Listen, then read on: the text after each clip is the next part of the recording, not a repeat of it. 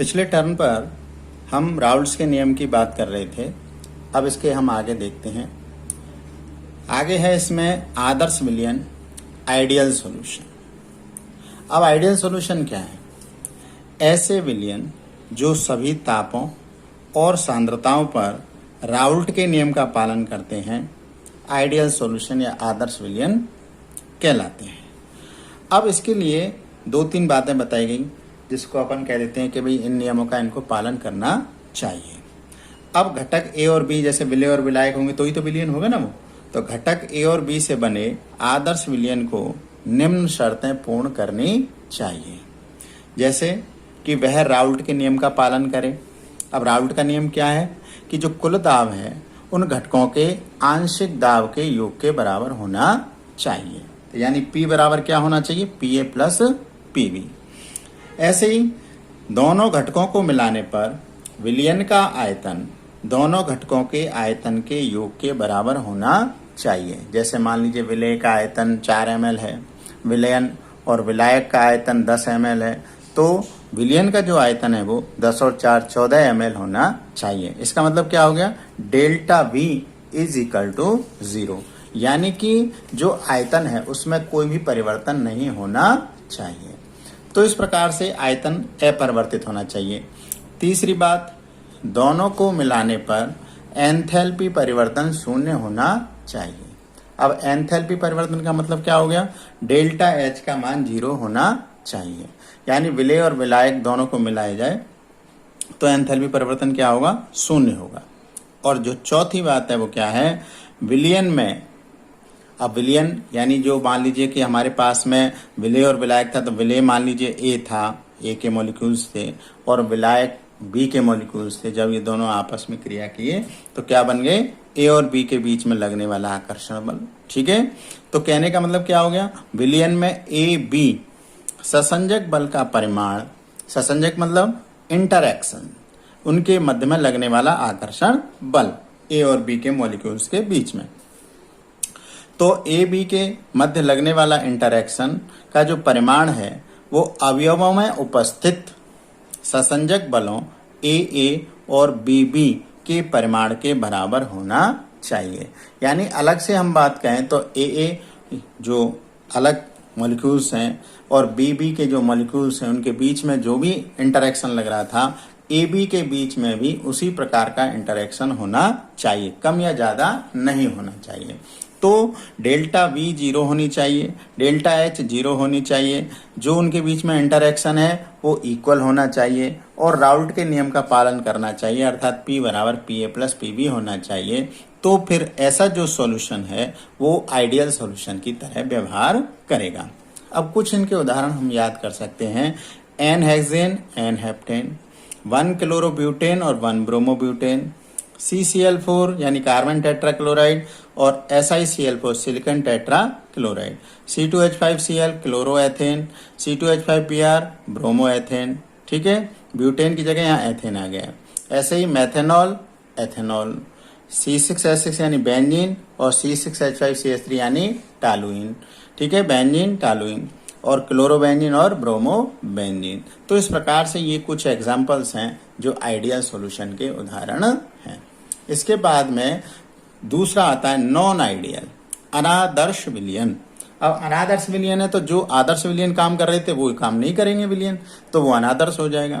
तो कहने का मतलब क्या हो गया? जो राउल्ट के नियम का पालन नहीं करे, सामान्य भाषा में अपन कह सकते हैं, तो वह कहलाता है नॉन आइडियल या अनादर्श विलयन। तो जो कंडीशन वहां पर इक्वल टू 0 हो रही थी वो कंडीशन यहाँ पर क्या होगी? नॉट इक्वल टू 0 होगी। अर्थात पहली क्या थी? P is equal to PA plus PB, लेकिन यहाँ पर होगी P is not equal to PA plus PB। Delta भी नॉट इक्वल टू 0। आयतन कैसा होना चाहिए? बराबर। आयतन में परिवर्तन 0 नहीं होना चाहिए। ऐसे ही एंथैल्पी में परिवर्तन भी 0 नहीं होना चाहिए। Delta H is not equal to 0। तो अब ये जो अनादर्श विलयन है ये फिर इनके मॉलिक्यूल्स के बीच में जो अट्रैक्शन है, इंटरैक्शन, जो आकर्षण बल लग रहा है, ससंजक बल जिसे अपन बोल रहे हैं, वह कम है या ज्यादा है उसके आधार पर ये फिर दो प्रकार के होते हैं, एक पॉजिटिव और एक नेगेटिव, यानी धनात्मक अनादर्श विलयन और एक ऋणात्मक अनादर्श विलयन। और जो राउल्ट के नियम से जो धनात्मक विचलन प्रदर्शित करते हैं, यानी कि उनकी जो वाष्प है वो क्या है, ज्यादा है, तो फिर वह कहलाता है धनात्मक, और यदि कम है तो वह कहलाता है ऋणात्मक। तो इसी प्रकार से अपन ने लिखा, यदि अनादर्श विलयन का वाष्प दाब, ठीक है, राउल्ट के नियम से प्राप्त वाष्प दाब से अधिक हो, ठीक है, यानी कि क्या मतलब हो गया, अनादर्श विलयन का जो वाष्प दाब है वो क्या होगा, अधिक होगा। अधिक होगा इसका मतलब क्या हो गया, उन जो वाष्प है वो ज्यादा बनेगी विलयन की, अनादर्श विलयन की। तो विलयन राउल्ट नियम से धनात्मक विचलन यानी कि पॉजिटिव डेविएशन, और यदि कम होता है तो वह ऋणात्मक विचलन प्रदर्शित करता है, नेगेटिव डेविएशन प्रदर्शित करता है।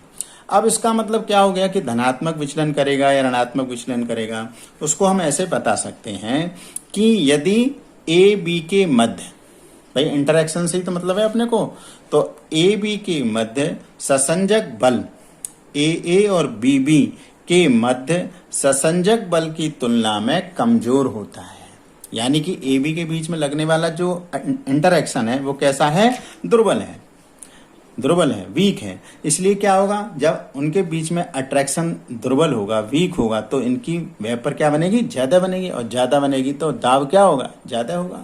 इसलिए ये कहा गया है कि जो अपन ने पढ़ा कि वाष्प दाब, ठीक है ना, अनादर्श विलयन का वाष्प दाब राउल्ट के नियम से प्राप्त वाष्प दाब से अधिक हो, तो जब वेपर ज्यादा बनेगी तो वाष्प दाब क्या होगा, अधिक होगा। तो यही बताया है कि इसकी तुलना में क्या हो, कमजोर हो, जिसके कारण ए या बी के अणु शुद्ध अवयव की तुलना में अधिक आसानी से पलायन कर सकते हैं, अर्थात वाष्प दाब में वृद्धि हो जाती है। तो इसलिए यह क्या कहलाता है, पॉजिटिव डेविएशन दर्शाता है या प्रदर्शित करता है। अब इसमें हम इस प्रकार से लिख सकते हैं कि जो एंथैल्पी परिवर्तन है, पहले क्या हो रही थी, आदर्श विलयन में 0, लेकिन यहाँ पर क्या होगी, पॉजिटिव। और यदि delta H equal to positive होता है तो वैसे कैसी अभिक्रिया होती है, ऊष्माशोषी अभिक्रिया होती है। इसी प्रकार से डेल्टा वी का मान भी कैसा होना चाहिए, पॉजिटिव होना चाहिए, यानी धनात्मक होना चाहिए। तो धनात्मक होगा तो इसका मतलब वो क्या हो गया, विलयन का आयतन अधिक होगा, ठीक है ना भाई, आयतन में वृद्धि होगी तो क्या हो गया, विलयन का दाब आयतन क्या हो गया, अधिक हो गया।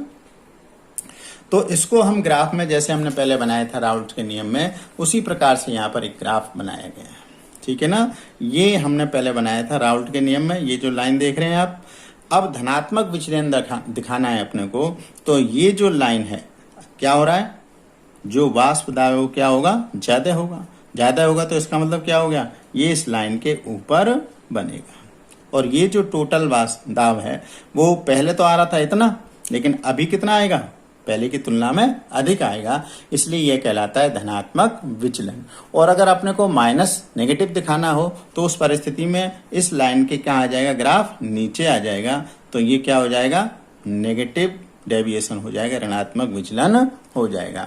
तो उस परिस्थिति में हम ये तो धनात्मक विचलन का है, और ऋणात्मक विचलन के लिए हम दूसरा ग्राफ बना सकते हैं, ठीक है। अब इसके कुछ महत्वपूर्ण, इसके कुछ उदाहरण एग्जाम्पल्स हैं, जैसे methanol plus H2O, ethanol plus H2O, acetone CH3COCH3 acetone plus carbon disulphide, methanol plus CCl4, ethanol plus acetone. ये धनात्मक विचलन को प्रदर्शित करने वाले विलयनों के उदाहरण हैं। अब इसके बाद में क्या हो गया, ऋणात्मक विचलन। अब ऋणात्मक विचलन में क्या होगा कि AB के मध्य ससंजक बल AA और BB के मध्य ससंजक बल की तुलना में प्रबल होता है, यानी कि स्ट्रांग होता है। अब स्ट्रांग हो गया तो इसका मतलब क्या हो गया कि वह कम मात्रा में बनाएगा वाष्प, और जब कम मात्रा में वाष्प बनाएगा तो उसका जो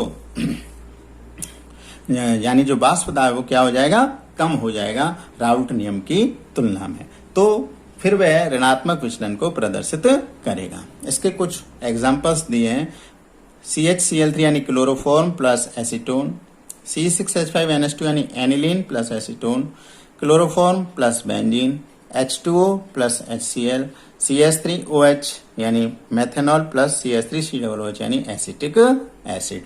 तो इस प्रकार से ये आदर्श विलयन और अनादर्श विलयन की बात हुई।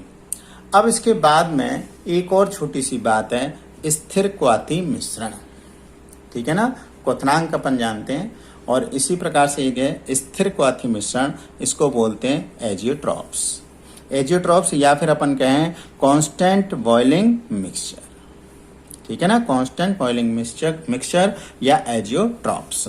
अब स्थिर क्वाथी मिश्रण का मतलब क्या हो गया? जैसे मान लीजिए कि कोई भी हमने मिश्रण लिया और उसमें दो प्रकार के पदार्थ मिले हुए हैं।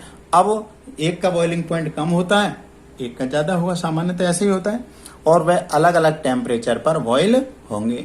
लेकिन एक ऐसा विलयन होता है, मिश्रण होता है, जिसमें कि वे दोनों जो पदार्थ हैं वे एक ही ताप पर और बॉयल होकर के और हमें प्राप्त होते हैं, एक साथ प्राप्त होते हैं। ऐसे जो सॉल्यूशन है या मिश्रण है उनको हम स्थिर क्वाथी मिश्रण या एजियोट्रॉप्स कहते हैं। अब क्या हो गया? दो या दो से अधिक अवयवों का ऐसा मिश्रण जो अवयवों के संगठन से प्रभावित हुए बिना एक ही ताप पर वाष्पित होते हैं, एजियोट्रॉप्स या स्थिर क्वाथी मिश्रण कहलाते हैं। यानी एक ही बॉइलिंग पॉइंट पर, एक ही ताप पर, टेम्परेचर पर क्या हो गए? वाष्पित हो गए, वेपर बन गई उनकी, तो वह कहलाएंगे एजियोट्रॉप्स। अब ये कितने प्रकार के होते हैं? दो प्रकार के होते हैं। पहला कौन सा है? जब मिश्रण का बॉइलिंग पॉइंट उसके किसी भी अवयव के बॉइलिंग पॉइंट से कम होता है, ठीक है ना। मिश्रण का बॉइलिंग पॉइंट क्या है?